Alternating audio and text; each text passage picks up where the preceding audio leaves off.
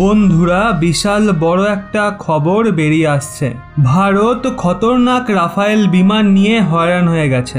এখন ভারতের কাছে এই সময় 72 থেকে 90টা রাফায়েল আসতে চলেছে, এটাও আপনাদের বলছি। এছাড়া ভারতের ইতিহাসে সবচেয়ে বড় সুরক্ষা ডিল কিভাবে করা হচ্ছে সেটাও আমরা জানবো, তাই শেষ অবধি সঙ্গে থাকুন। বন্ধুরা, ভারতের মিলিটারি স্ট্র্যাটেজি পুরোপুরি বদলে যাচ্ছে। গত কিছু বছর ধরে অনেক সুরক্ষা ডিল করা হচ্ছে। আগে হ্যাঁ বন্ধুরা, প্রথমে যেখানে একটা ডিল হতেই অনেক বছর লেগে যেত, কিন্তু এখন ফটাফট একটার পর একটা বড় বড় হাতিয়ার কেনা হচ্ছে।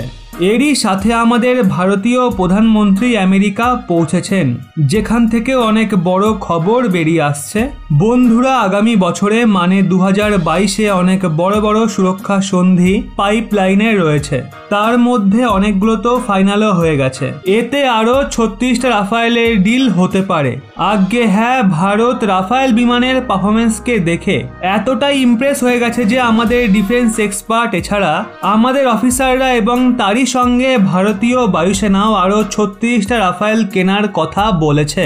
আর বর্তমান সময়ে 18টা রাফায়েলের ফলো আপ অর্ডারের ডিল বেঁচে আছে। তাই হতে পারে সেগুলোর অর্ডার দেওয়া হবে, কারণ আমরা আগামী সময়ের জন্য কিছু জেট তো কিনছি।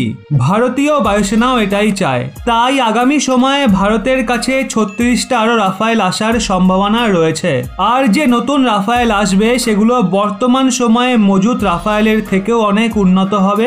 আগে হ্যাঁ বন্ধুরা, আরো হাই স্ট্যান্ডার্ডের রাফায়েল কেনা হবে পরবর্তী ডিলে। এরই সাথে আরো অনেক সুরক্ষা সন্ধি হবে।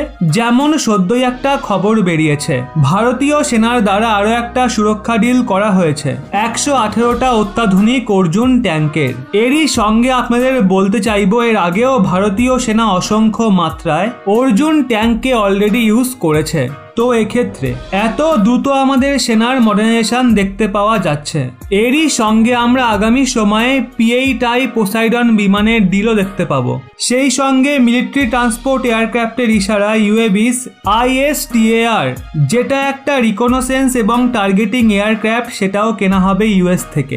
এছাড়া আরো অনেক কিছু কেনা হবে। তো এতে সবচেয়ে মহত্বপূর্ণ রাফায়েল যুদ্ধবিমানের ডিল হতে যাচ্ছে। আগামী সময়ে আমরা ভারতের জন্য 72টা রাফায়েল যুদ্ধবিমান দেখতে পাবো।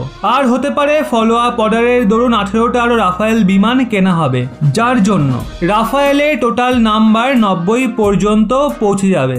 এই বিষয়ে আপনাদের কি মতামত? ভারত কি আরো রাফায়েল বিমান কিনে একদম ঠিক করছে, হ্যাঁ নাকি না? আপনার মত অবশ্যই নিচে কমেন্ট সেকশনে জানান।